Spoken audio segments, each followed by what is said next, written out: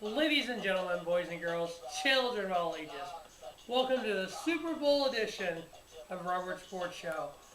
Super Bowl 49 preview and picks. It's here, ladies and gentlemen. I believe it's 10 days away. It would be 2 weeks this past Sunday till Super Bowl 49. Figured I'd get this video out there early. I know there's going to be a lot of people doing videos for the Super Bowl, so I figured I'd try to get one of the first ones out there. Alright, as we know, we have the Seattle Seahawks versus the New England Patriots from Glendale, Arizona, University of Phoenix. Current line on this, which obviously the line being so far out, almost 2 weeks till the Super Bowl, the line will change. Currently, it's New England favored by 1.5 with a point spread of 49. Let's break down these two teams, shall we? First, let's break down the coaches. We have Pete Carroll versus Bill Belichick. Pete Carroll overall NFL record of 83-61 for a 576 winning percentage. Bill Belichick is 200 wins and 106 losses. Bill Belichick currently ranks 10th all-time in NFL head coach victories. A career winning percentage of 654. With Seattle, Pete Carroll has 50 wins and 30 losses in 5 seasons with a 625 winning percentage. In 15 seasons in New England, Bill Belichick is 175-65 with a 729 winning percentage, which is absolutely amazing. In this era of football of teams changing and rolling over, that Bill Belichick's able to make the playoffs 14 of 15 years, 14 years straight. He's made the playoffs with that team. They both have come this far with controversy.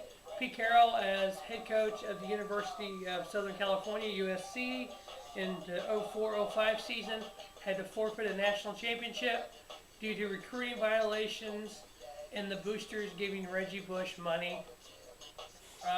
He said in a press conference that had nothing to do with him leaving USC and going to the NFL. Bullshit, because USC was on sanctions for like 2 years, I believe it was. They couldn't play in the bowl game. So yeah, that had everything to do with it. Bill Belichick, obviously, as everyone knows, back in 2007, he was fined for the Spygate allegations and him taping the opposing team's defense during practice. At that time, he was leveled the biggest fine ever to a head coach. Lost the first-round draft pick over it. I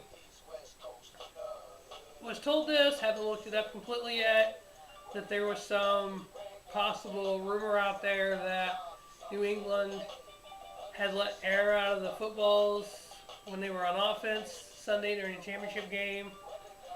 The league was supposed to be looking into it, and if found guilty, obviously they would get fined again, just like Spygate, and lose a draft pick. Obviously, Bill Belichick likes to skirt the rules a little bit, likes to basically cheat to a point. As we all know, the divisional series, having the 4 offensive linemen and having the running back going in as an eligible receiver, but yet they had a lineman as an eligible receiver and they threw it at him.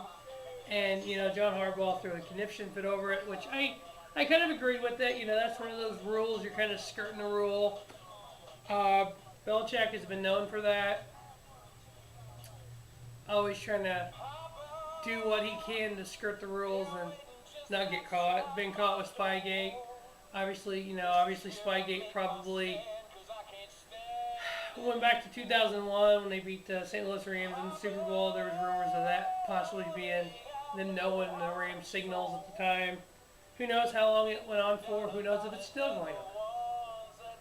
But these two teams, Pete Carroll, obviously last year Super Bowl champion, his second Super Bowl. He's 1-0 with Seattle. Bill Belichick, it's his 6th Super Bowl with New England. He is 3-2. All 6 of his Super Bowls now would have Tom Brady as the starting quarterback. Last year's Super Bowl, as we all know, Seattle won 43-8. One of the keys to that was time of possession, which Seattle won. Seattle had a defensive touchdown, they had a special teams touchdown, and then 3 offensive touchdowns. I note that because we know the defense is just as good. The Legion of Boom, they call themselves.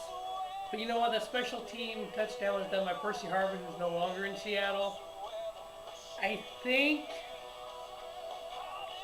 Bill Belichick can out-coach Pete Carroll. Last year, the fact that Seattle put up 43 points, that was the most in the Super Bowl since Super Bowl 37 of the Tampa Bay Buccaneers. This will be the second game, Super Bowl game played at the University of Phoenix in Glendale, Arizona. Patriots have won them both. The Patriots won 3 out of 4 Super Bowls in the 01-04 era. All time, these two teams versus each other, they were 8-8. Seattle has scored 295 points, and New England has scored 321 points. So let's break down these offense and defense. As we all know, Seattle is a defensive juggernaut almost, and the Patriots is just a throw it downfield, let it fly type of offense. Offense wins games, defense wins championships. If you look at all the great Super Bowl champions, defense, defense, defense. Let's go last year, Super Bowl 48, Seattle. We go to Baltimore a few years ago, defense. Trent Dilfer was their quarterback. So you don't have to have a high-flying offense to win a Super Bowl. Well, let's break down these two teams. This year, on offense, Seattle has held the ball 32 minutes and 22 seconds on the average. New England's held the ball 29 minutes and 40 seconds. The main key to that time of possession is the running game. Seattle has averaged 170.6 rushing yards a game, which is number 1 in the NFL, while the Patriots average 107.9, which is 18th in the NFL. The Patriots are 9th in the NFL in passing yards at 257.6 a game, while the Seahawks are 27th with 203.1. Total yards, they're pretty equal. Seattle's 9th. New England's 11th. Seattle has 375.8. New England is 365.5. Points, fairly equal. The Seahawks have scored 394 points this year, 10th in the league, averaging 24.6 a game, while New England has scored 468 points, 4th most in the NFL, averaging 29.2 a game. In the playoffs, New England's averaging 40 a game, 40.0 a game, while Seattle's averaging only 29.5. That's the offense. Now let's take a look at the defense. Like I said, defense wins championships. Seattle is giving up 15.9 points a game, while New England is giving up 19.6. Yards per game, Seattle has only given up 267.1, which is number 1 in the NFL. Patriots are giving up 344.1, which is 13th in the NFL. Rushing, Seattle is 3rd in the NFL with 1,304 yards given up, 3rd best, while New England is 9th best at 1,669 yards given up. Passing, that's one of the downfalls for Seattle defense. They're only 17th, giving up 3,837 yards, while New England's passing defense is number 1, giving up 2,970 yards. Obviously, what this means is Seattle is known for the rushing game. The rushing isn't as strong for the Patriots defense. When the Patriots are known for passing and Brady throwing it downfield, Seattle's defense secondary is only 17th versus the pass. Rushing the passer, the Patriots have scored the Patriots have got 40 sacks on the year, and Seattle's only gotten 37 sacks on the year. Obviously, these two teams have their own niche.